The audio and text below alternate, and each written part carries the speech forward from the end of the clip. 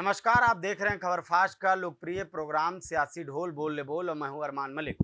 मौजूदगी लखनऊ के ऐतिहासिक बाजार अय्यागंज में है और हमारे पीछे अगल बगल चारों तरफ तमाम वो व्यापारी बैठे हैं जिसको लेकर के आज पूरे देश में चर्चा है। प्रधानमंत्री नरेंद्र मोदी कल 5 बजे टेलीविज़न पर आकर जीएसटी रिफॉर्म को लेकर बहुत बड़ी बात कही और उसमें लाभ भी बताया कि जो हमने जीएसटी में बड़ा बदलाव किया वो सीधा आम जनता को लाभ मिलेगा, किसानों को लाभ मिलेगा, फुटकर दुकानदारों को लाभ मिलेगा और इसका लाभ फिर जाकर के आम जनता को मिलेगा।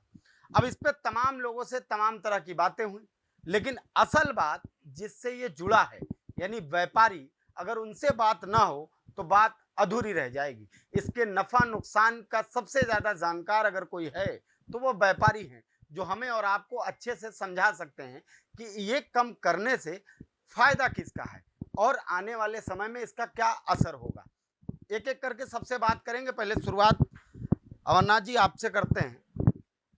जो सरकार ने ऐलान किया, आप इसको किस तरीके से देखते हैं? क्या वाकई में इसका लाभ होना है या पहले से अब में क्या बदलाव आपको नजर आ रहा है? निश्चित तौर पे अगर स्टेटस को रहे, अगर महीने डेढ़ महीने पहले कोई कीमत नहीं बढ़ी होगी तो जिन वस्तुओं पे रेट की दर कम हुई है उस पे जनता को डायरेक्ट लाभ मिलेगा, जो आपको इलेक्ट्रॉनिक्स, ऑटोमोबाइल्स और इंश्योरेंस और खाद्य पदार्थों में दूध वगैरह जो ब्रांडेड आइटम है दूध घी में दिख रहा है, क्योंकि ये एमआरपी बेस होते हैं और एमआरपी बेस्ड प्रोडक्ट इनके जो होते हैं इनकी कंपनी की पॉलिसी होती है।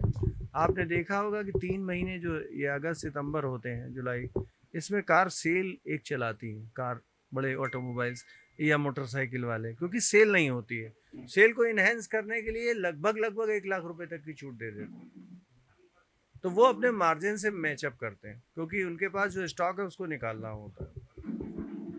इसी तरीके से जो इलेक्ट्रॉनिक्स है उसमें एमआरपी और एमओपी दो चीज़ें होती हैं। अगर एमआरपी पड़ी है 40,000 रुपये तो एमओपी उसकी मार्केट में आपको, अगर आप परचेज करने जाओगे, कोई एक वॉशिंग मशीन है, डिश वॉशर है, तो 40,000 रुपये एमआरपी पड़ी है, आईएफबी का है या सैमसंग, कोई भी XYZ। उसमें क्या होता है कि आप जाते हो तो आपको मार्केट ऑपरेटेड प्राइस मिलता है। एक होता है मार्केट मैक्सिमम रिटेल प्राइस और एक होता है मार्केट ऑपरेटेड, जहाँ कट थ्रोट कंपटीशन होता है।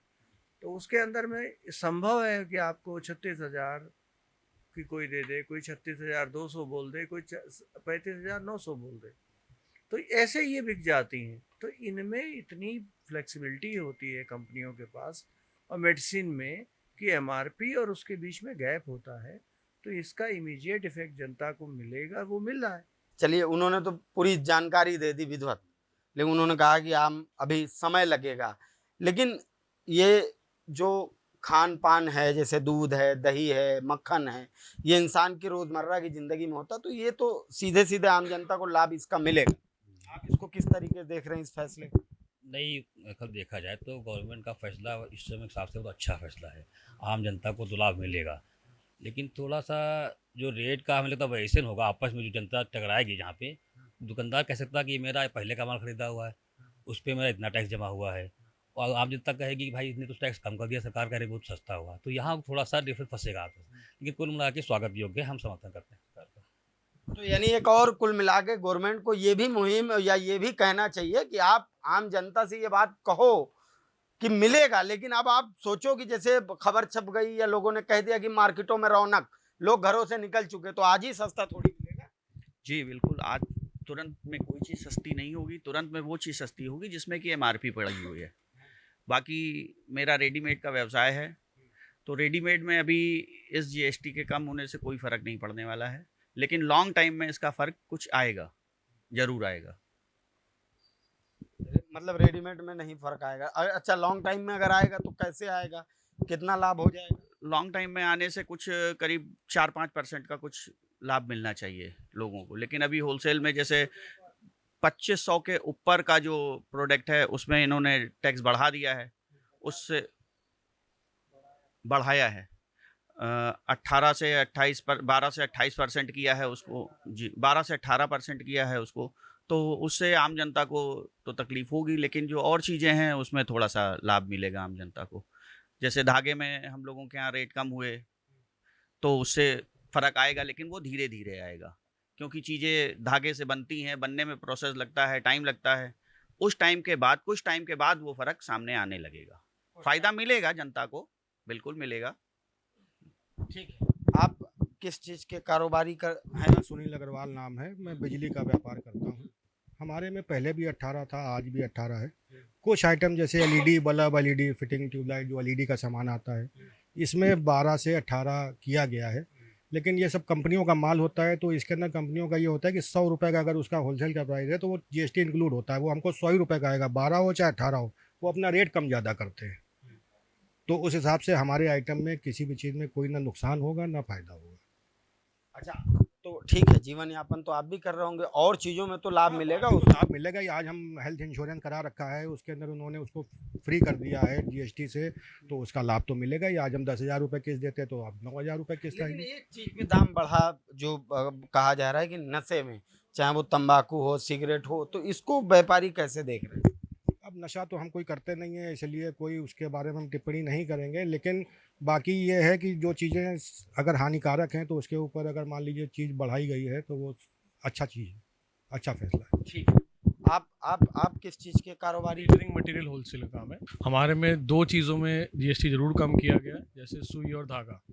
धागे में 12 था पॉलिस्टर, वो 5 हो गया, सुई में 12 था, वो 5 हो गया है। लेकिन इशू थोड़ा सा ये आ गया है, जो धागे का फाइबर होता है, इससे धागा बनाया जाता है, उसके प्राइस बढ़ गए हैं। सुई पे पर जो पॉलिश होती है, निकल पॉलिश, वो बढ़ गई है, तो फ़र्क आने में थोड़ा समय ज़रूर लगेगा। अच्छा, उसमें इसमें तो बढ़ा दिया, लेकिन उसमें और यूज होने वाली चीज़ में बढ़ाया है कि वहीं के रुका है? सब कुछ बढ़ ही गया, जो रॉ मटेरियल है उसके ऊपर सब बढ़ गया है वो। रॉ मटेरियल में बढ़ गया। अच्छा ठीक है, अब आपसे समझते हैं। मैं विनय गुप्ता, ठीक। मैं अय्यागंज व्यापार मंडल से हूँ। सरकार का जो उठा पटक चल रही इतने सालों से, पहले वो खुद ही एक सोच समझ के एक टैक्स निकाले, सिस्टम निकाले, तब व्यापारी का भी दिमाग काम करे। क्योंकि इस समय आम व्यापारी को अकाउंटेंट्स ये लूट रहे हैं, क्योंकि बहुत जानकारी हर व्यक्ति को नहीं है। जो बहुत पढ़ा लिखा है उसको वह जानकारी है तो वो सीए से, अकाउंटेंट से बात कर लेता है। जो मीडियम का पढ़ा हुआ व्यापारी है वो ज़्यादा बात भी नहीं पढ़ पाता, इसलिए अकाउंटेंट और सीए जो उसको लूट रहे हैं, कृपा करके एक समाधान निकालें।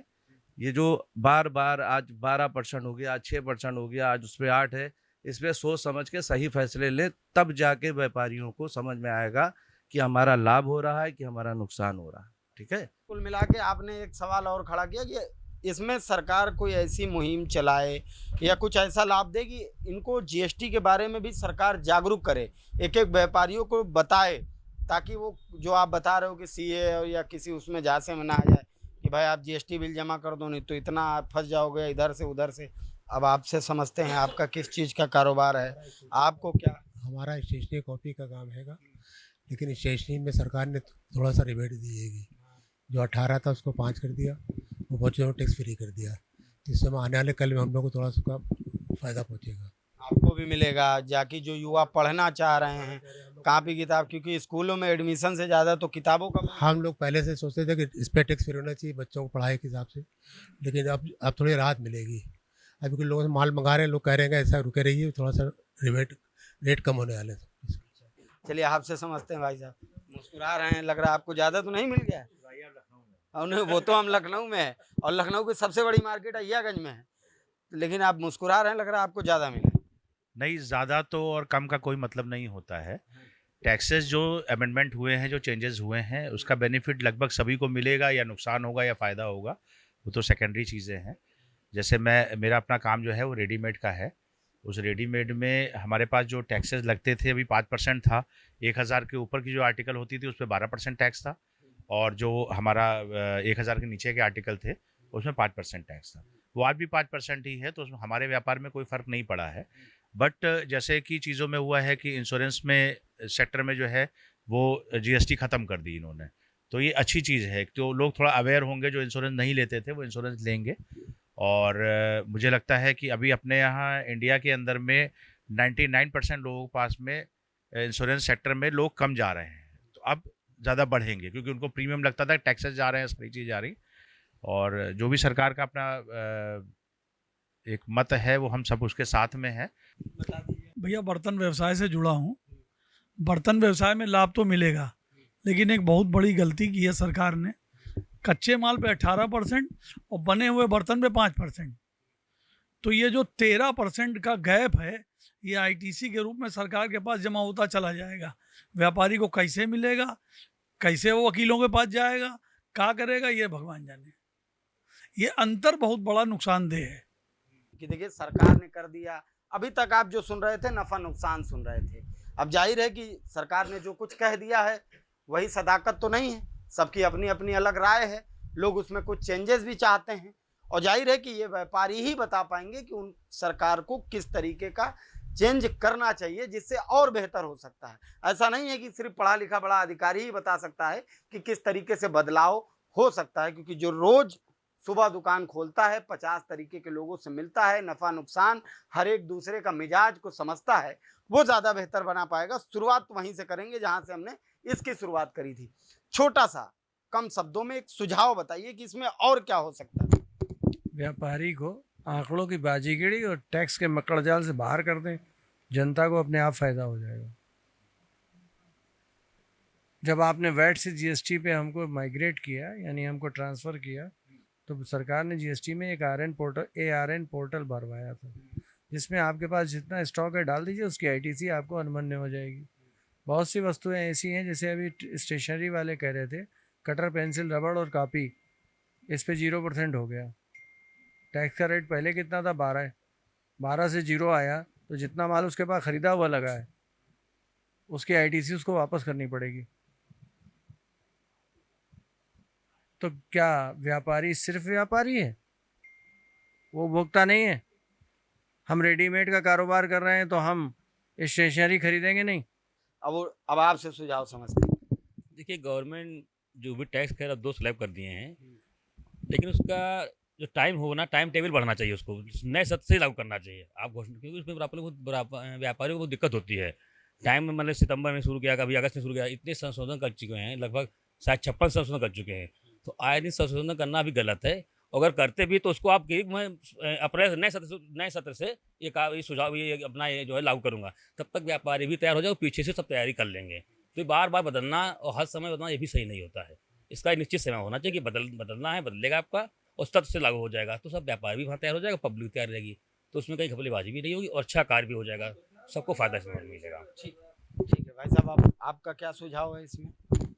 देखिए, ऐसा है कि हमारी लाइन तो रेडीमेड की है, हमारा कोई टैक्स में बदलाव तो नहीं हुआ है, लेकिन यह है कि जिन लाइनों में बदलाव हुआ है उन लाइनों में जो है इन चीज़ों का असर जो है कैसे आएगा, कैसे जो जैसे भैया ने बताया कि बर्तन में कच्चे में ऐसे और पक्के में ऐसे कर दिया, तो वो हमारा जो इनपुट रहेगा वो कैसे मिलेगा। हम लोग के बहुत जो है अटके रहते हैं, कुछ पैसा गवर्नमेंट के जेब में जाने के बाद कुछ वापस ही नहीं मिलता। तो अधिकारियों को चाहिए कि थोड़ा हम लोग की समस्याओं पर भी ध्यान दें। सारा कुछ टैक्स जमा तो हम ही लोग करते हैं इकट्ठा करके, थोड़ा हम लोग पे ध्यान देना चाहिए कि हम लोग के पैसे जो उनके यहाँ इनपुट टैक्स क्रेडिट जमा रहता है, कोई सुनवाई नहीं होती, वो सब पे भी ध्यान देना चाहिए अधिकारियों को।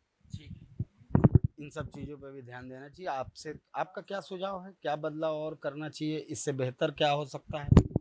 गवर्नमेंट को इसका प्रचार प्रसार जनता के बीच में बहुत करना चाहिए और सरल भाषा में आदमी को बताना चाहिए कि ये जो मैंने टैक्स कम किया है इसके लाभ आपको कैसे कैसे मिलेंगे। अगर कहीं से कोई बड़ा होलसेलर या कहीं से कोई कंपनी वाले या फैक्ट्री वाले इसमें कुंडी मारने की कोशिश करें तो आदमी को पता हो कि हाँ, यहाँ पे हमको इस तरीके से इसका फ़ायदा नहीं मिल रहा है, जिसकी शिकायत गवर्नमेंट को वो कर पाए कहीं जाके।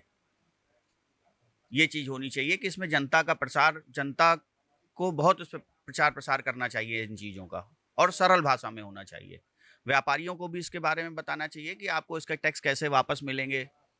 खाली आपने उसको पोर्टल में डाल दिया, उसकी कार्यशालाएं लगानी चाहिए।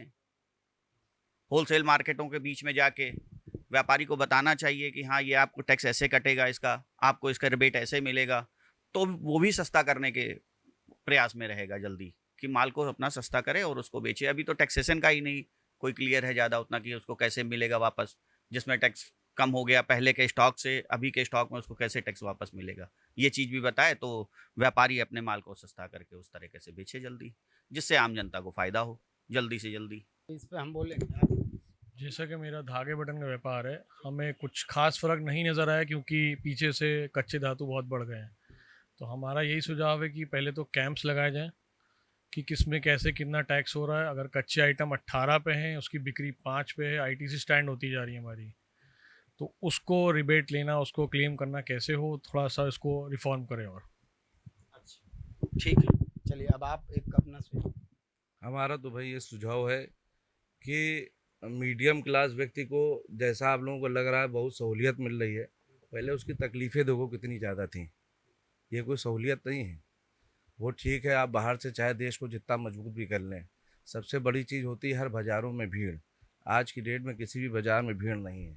वो बात अलग है, दीपावली आ गई, आज नवरात्र आ गया, कल करवा चौथ आ गया, परसों होली आ गई, तो रिटेल व्यापारी बढ़ गया। वो भी होलसेल की मंडियों में वो आ रहा है। होलसेल की मंडियों में जो व्यापारी मीडियम क्लास का था, जो अपने यहाँ जाके बेचता था, जिससे रिटेलर जुड़ा था, वो व्यापारी बिल्कुल ख़त्म हो चुका है, क्योंकि वो डायरेक्ट अब फैक्ट्री से माल ले रहा है। जो आज हमारे पास अय्यागंज मंडी है, ये बहराइच तक हमारे पास थी, कहाँ तक माल जाता था, और यहाँ पे हम लोगों को खुशी रहती थी, अच्छा खासा सिस्टम बढ़िया रहता था। लेकिन आज की डेट में यहाँ पे भीड़ ख़त्म हो चुकी है, कोई व्यापार नहीं रह गया, लिमिटेड व्यापार रह गया। इस पर ज़रूर सोचना चाहिए, क्योंकि आने वाले समय में आसपास जो देशों में दिख रहा है, कहीं ना कहीं वो धीरे धीरे आम जनता के ऊपर भी उसका असर पड़ रहा है, दूसरे देशों में भी।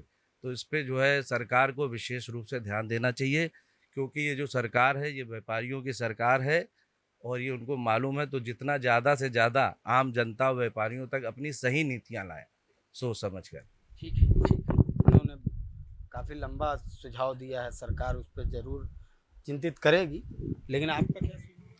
हमारा ये सुझाव है, ये गवर्नमेंट ने जो टैक्स प्रणाली को कम किया है, जैसे 28 हटा दिया, अब 18 और 5 रह गया है, तो ये पहले से सरल किया है। इसको और जो सरल कर सके वो अच्छा रहेगा व्यापारियों के लिए। और जो बात अभी भाई साहब कह रहे थे कि रॉ मटेरियल पे 18% है, माल फ्रीज होने के बाद 5% होता है, तो जो 13% IGST होती है उसकी प्रक्रिया सरल करें, जिससे व्यापारी को उसका इनपुट का रिफंड आ सके। बस यही एक सुझाव है कि व्यापारी देश के साथ है और देश भी व्यापारी के साथ चल रहा है। व्यापारी देश के साथ है और देश व्यापारी के साथ रहे, फिर काम चलता रहेगा। हाँ भैया, व्यवस्थाएं मजबूत होती रहेंगी। क्या सुझाव? और बाकी तो ठीक है, हम लोग तो थोड़ा संतुष्ट हैं पहले से। काम थोड़ा, सुझाव अब जैसे व्यापारी बाहर का यहाँ नहीं आता, अब रिटेलर भी घूमता रहता है यहाँ पर। जो बाहर के लोग थे वो अब थोड़ा कम हो गया, जहाँ ऑनलाइन काम हो गया। आपका एक सुझाव तो मुझे मालूम है, क्या सुझाव है? यही सुझाव है कि जो टैक्सेस 4 जगह टैक्सेस लगते हैं, फैक्ट्री से लेकर के और रिटेल तक, यानी जो कंज्यूमर है वहाँ तक के, वो टैक्स सिंगल एक टैक्स ले लिया जाए, जो फैक्ट्री से ही ले लिया जाए, ताकि आगे टैक्सेस की लायबिलिटीज़ कम हो सके। यानी कि सरल भाषा में एक बार टैक्स दे दिया गया, उसके बाद आपको जो भी देना है वो इनकम टैक्स देना है। यानी आपके जो डिफरेंसेस हैं, उस डिफरेंसेस के ऊपर इनकम टैक्स पे करना है, वो पे किया जाता है, वो देते ही हैं हम लोग ऑलरेडी। उसके अलावा जो 4 जगह हम GST पे करते हैं, पहले GST दे के आते हैं, फिर उसके बाद GST का हम उसके ITC क्लेम करते हैं, फिर उसके अलावा हम आगे GST जोड़ के लेते हैं। तो ये जो GST को हम 4 जगह दे रहे हैं, वो सिंगल एक जगह दे करके उसके बाद फिर टैक्सेस के अंदर कुछ ना कुछ चेंजेस करने चाहिए। इस पे सरकार को प्रचार प्रसार करना चाहिए, बाज़ारों में कैंप लगने चाहिए, व्यापारियों को जागरूक करना चाहिए। इसके साथ साथ जो GST के हैं रिटर्न जा रहे हैं, उसमें भी बदलाव होने चाहिए। सरकार धीरे धीरे और उसको ट्रिपल कर रही है। जैसे अभी SHN की थी, अभी B2B की, B2C के एक में SHN समरी जाती थी, अब उन्होंने अलग अलग कर दिया। इतने SHN बना रखे हैं, जब एक तरीके का टैक्स है, मान लो रेडीमेड को लेते हैं, उसमें 5% ही टैक्स है, मगर उसमें SHN इतने ज़्यादा हैं, 25 तरीके के SHN हैं। इससे न सरकार को फ़ायदा हो रहा है, न व्यापारी को, केवल लिखा पढ़ी हो रही है। बर्तन व्यापार में देखिए जो गैप है 5 और 18, उस पर सरकार को ध्यान देना चाहिए। बाकी बर्तन मद्दा होगा, इसमें कोई दो राय नहीं, जनता को उसका फ़ायदा मिलेगा, लेकिन प्रोडक्शन में दिक्कत है। ठीक है, ये तमाम वो व्यापारी थे जिनको आप सुन रहे थे, समझ रहे थे। सबसे पहले हमने उसका लाभ समझा, व्यापारी कितना खुश है, नाराज है, उसके मिजाज को समझा, परखा कि सरकार ने जो GST में बदलाव किया है। खान पान में दरें कम करी हैं, कुछ चीज़ों बढ़ी हैं, तंबाकू और ये तमाम चीज़ों मैंने शुरुआत में ही कहा था कि व्यापारी इससे बेहतर कोई नहीं बता पाएगा। और जैसा कि आपने सुना कि इन्होंने बखूबी वो जानकारी दी जो हम और आप बैठकर तो कहीं नहीं समझ पाते। जैसे इन्होंने बताया कि रॉ मटेरियल महंगा है, बनाने के बाद जीएसटी कम है, तो इस पे भी सरकार को सोचना चाहिए। और एक सबसे बड़ी मांग जो यहाँ के लोगों ने उठाई वो ये कि जब आप वन नेशन वन इलेक्शन की बात कर रहे हैं तो वन टैक्स की भी बात करिए, आपकी एक ही बार टैक्स में हमारा पे हो। फिलहाल फिर लौटेंगे एक नए मुद्दे के साथ, तब तक के लिए धन्यवाद।